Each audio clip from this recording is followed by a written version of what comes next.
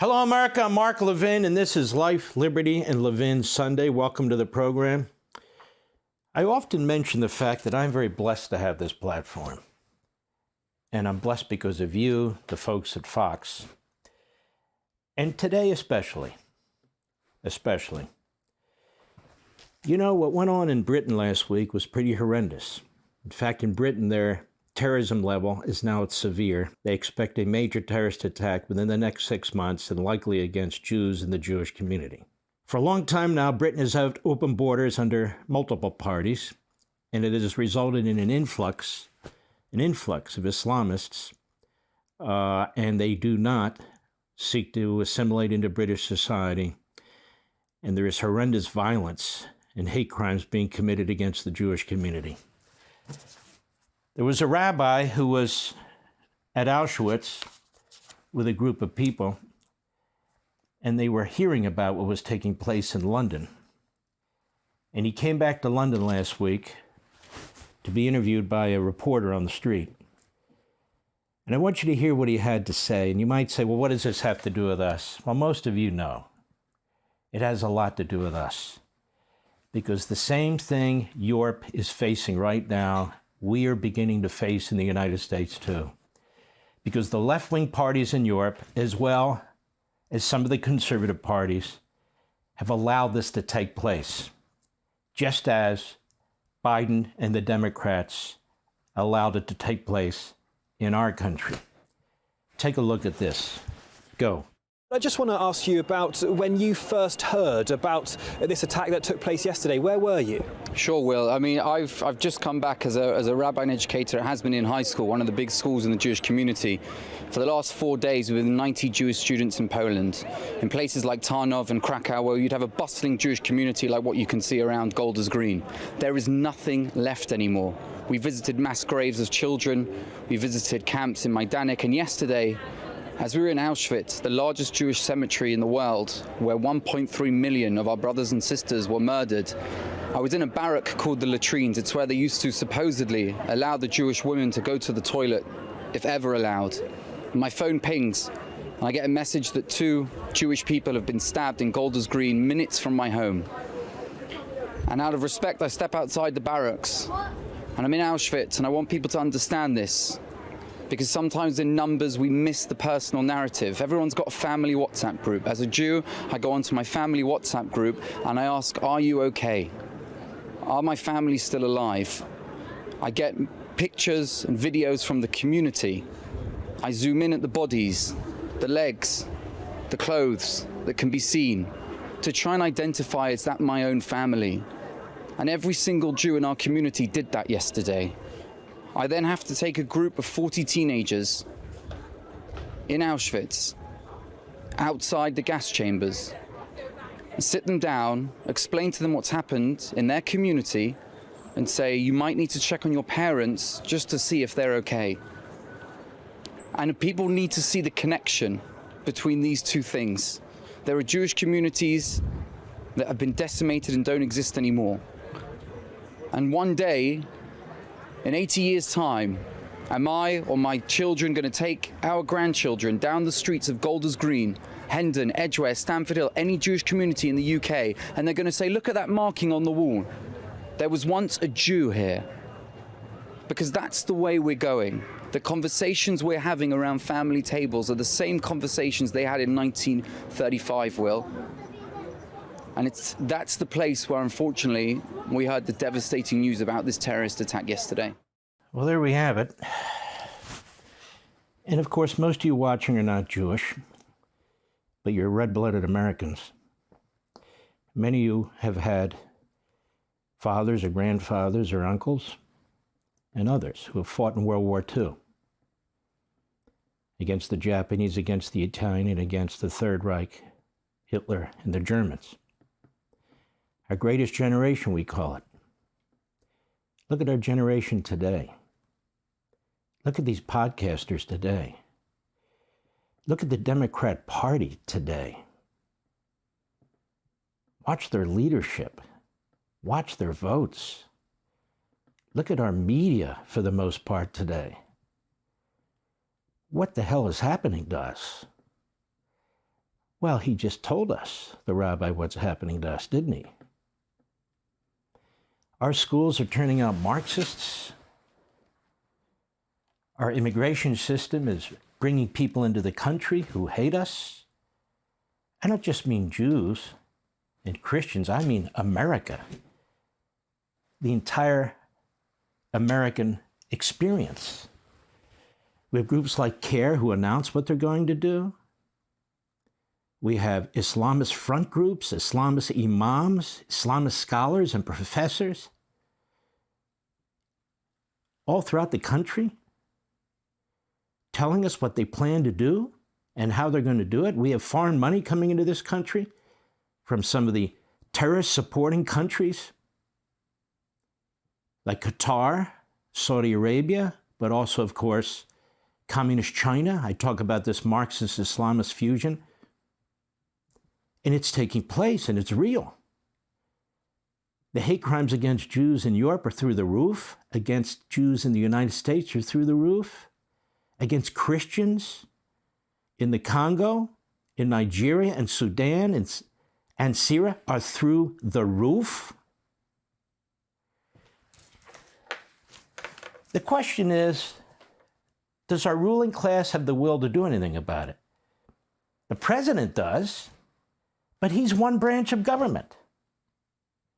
Congress does, but we have part of Congress, a Democrat Party, that is embracing this movement. Mondami in New York City. What a disgrace and a disaster.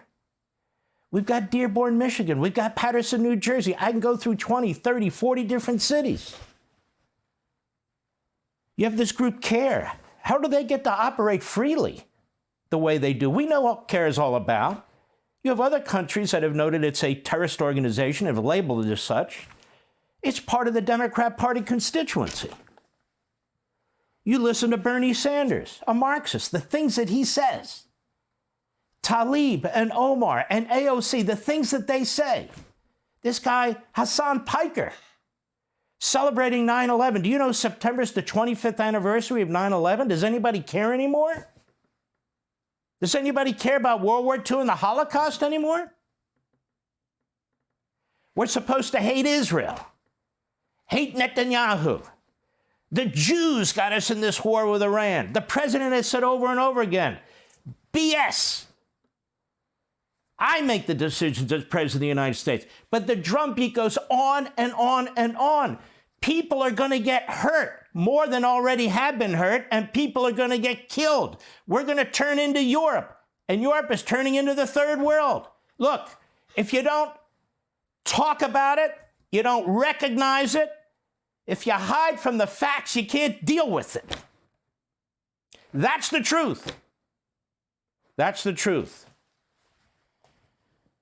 Now, related to this, Iran. Iran. When you have a country, a regime that says that they want to get nuclear weapons and blow you off the face of the earth, oh, they can debate in Congress. They can talk about the War Powers Act and attack the Secretary of War and attack the Secretary of State and attack the President, attack the Vice President, attack. But the enemy does what the enemy does. We have a media in this country and a Democrat Party in this country and, frankly, a woke right in this country, mostly podcasters, that are giving aid and comfort to a vile enemy that has killed thousands of Americans and that has maimed thousands of Americans. The greatest supporter of terrorism in the world that has tried to assassinate our president and other public officials. And we have people in this country that act like it's no big deal. They accuse the Secretary of War of war crimes. They accuse the President of the United States of war crimes. It's disgusting. But the Democrat Party has a history of being disgusting. Slavery, segregation, Jim Crow. You've got a man who wants to be Speaker of the House today, Hakeem Jeffries, who's at war with the Supreme Court. He's warning the justices, trying to intimidate them on the birthright citizenship decision and so forth. Warning them, I'm going to destroy you when we take over. That's what he's saying. We're going to pack the court like they did in the old Soviet Union so it becomes a rubber stamp for our ideology and our party. That's what they want. Same with the election system. They want to destroy the Electoral College. They want power, one-party power. Well, that's not America. And I want Hakeem Jeffries and the Democrats to understand something. We own this country. We own the institutions. The court belongs to us, not to you. Not now, not ever. This is a constitutional republic. You don't like their decision in the voting rights case? Because they believe we ought to have race-neutral, colorblind congressional districts? Exactly what Martin Luther King fought and died for? No. We have got to have the guts and the courage to begin to push back. People of goodwill. I don't care what your faith is. I don't care what your background is. I don't care what your sexual preference is. I don't care. If we don't defend what we have, we're going to lose it. They've lost it in Britain. They've lost it in France. They've lost it in much of Europe. You know why there's so much hate for Netanyahu and Israel? Because they fight. They don't roll over. They understand that it's fight today or die tomorrow. That's why the Marxist Islamists hate him. That's also why they hate Donald Trump, who builds up our military, who secures our border, who backs the cops. Oh, he's violated his campaign promises. No, he didn't. He's upholding the Constitution of the United States. I want to swing into this Iran issue briefly. I want you to understand how corrupt Obama and this Iran deal was, that it was a complete fraud from day one, and it's Donald Trump is trying to fix this situation. In my book, on freedom of the press, I talk about this interview that was had with a guy named Ben Rhodes, the Deputy National Security Director. On May 15, 2016, in a long public piece in the New York Times Sunday magazine, President Obama's Deputy National Security Advisor, Ben Rhodes, bragged about his ability and success in deceiving the American people with a complicit press. The article was titled, "The Aspiring Novelist Who Became Obama's Foreign Policy Guru, How Ben Rhodes Rewrote the Rules of Diplomacy for the Digital Age." It was written by David Samuels, who was seemingly both amused and approving of Rhodes' propaganda techniques. A main argument for negotiating with the Iran regime was actively misleading, and I'm quoting, and regurgitating by journalists who wanted to support Obama's policy. Samuels reported, quote, "In the narrative that Rhodes shaped, the story of the Iran deal began in 2013 when a so-called moderate faction inside the Iranian regime, led by Hassan Rouhani, beat regime hardliners in an election, and then began to pursue a policy of openness," and it goes on. Rouhani was no moderate. Just like today, they said, we're going to deal with the moderates or the hardcore. What Rhodes said and what the administration knew at that time, there's no moderates. They're all hardliners. Some you can talk to, some you can't. But they're all of the same death cult ideology. And he pushed that narrative into his favorite journalists, and they regurgitated it. And he said once one regurgitated, the others picked it up, and so forth and so on. And now was the opportunity, you see, to have a deal with the moderates. But there were no moderates. Then came the conga line of experts whose appearances were orchestrated and statements were scripted by Rhodes, who bragged about their use and bragged about the ruse. "We created an echo chamber," he said, when I asked him to explain the onslaught of freshly minted experts cheerleading for the deal. They were saying things that validated what we had given them to say. Good job, press, as always. Rhodes would also plant the administration's talking points with journalists, some of whom would repeat them verbatim. In this environment, wrote Samuels, Rhodes had become adept at ventriloquizing many people at once. Ned Price, Rhodes' assistant, gave me a primer on how to do it. They were just mocking the press, laughing at it. Look what we did. Here's an example. Let me show you how we did it. These are the points we wrote. A fraud on the American people. These are the same people attacking Donald Trump and what he's trying to do right now. And not only was the Obama nuclear deal a scam, it was a scam. And it was violated all over the place. What Congress did was a scam, with the help of Senate Republicans. The Republicans wanted to vote on a resolution announcing their opposition to the Obama nuclear deal, but they didn't have the 60 votes needed to defeat a potential filibuster by the Democrats. So in the end, they only had 58 votes. So that was all for show. Then for the Obama nuclear deal itself, in one of the most absurd decisions ever by a Senate Republican majority, a law was passed that changed the approval or denial process for the deal.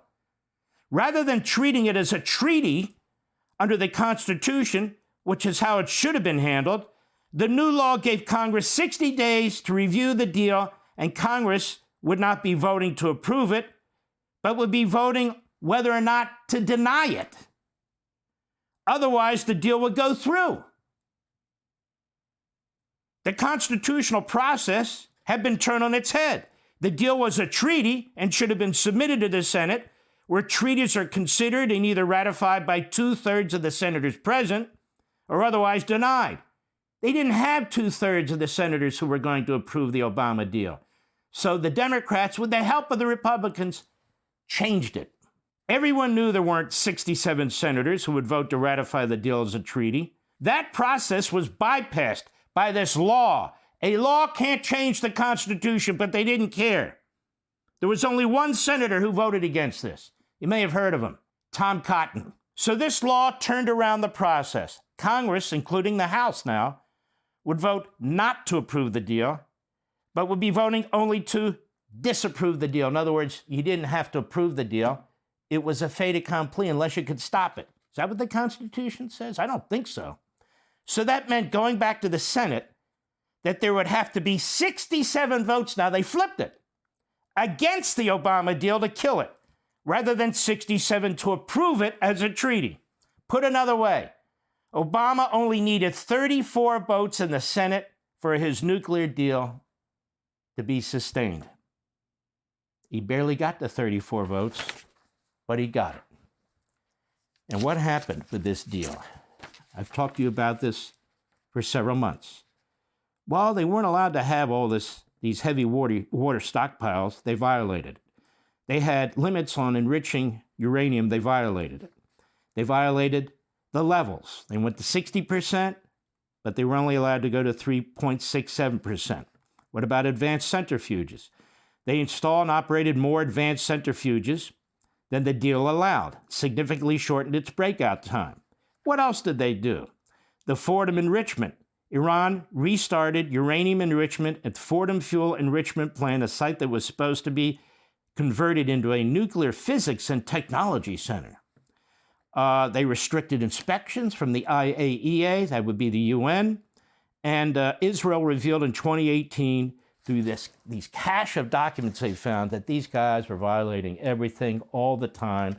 They were actually enriching in other places that the IAEA wasn't even aware of. And Netanyahu presented that to the world. He presented it to the world. So the Obama deal was a scam.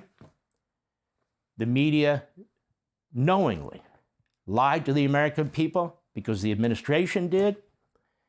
Iran was never going to comply with any major aspect of the deal, and they were going to have a nuclear weapon within 10 to 15 years, meaning right now.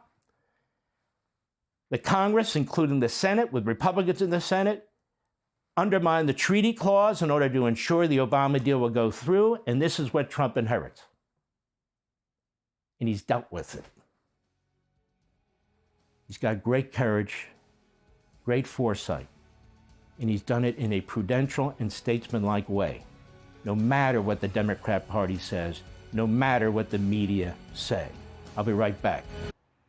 Be sure to like and subscribe for all the Fox News latest on YouTube and catch full shows streaming now on Fox One.